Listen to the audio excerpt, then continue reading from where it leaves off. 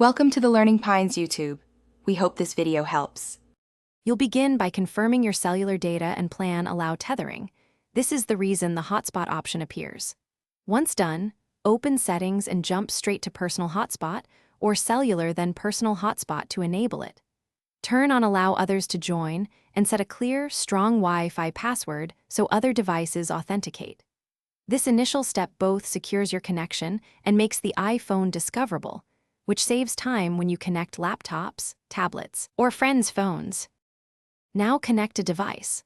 On the laptop or tablet, open Wi-Fi and pick the iPhone's network name you noted earlier.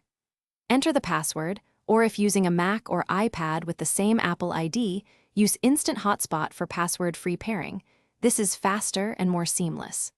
If Wi-Fi interference appears, switch to USB tethering by connecting the iPhone to your computer or pair over Bluetooth for low power needs. These options change how data flows and can improve speed or battery life depending on your situation. Wrap up by checking cellular data usage in settings so you don't accidentally exceed your plan while tethering.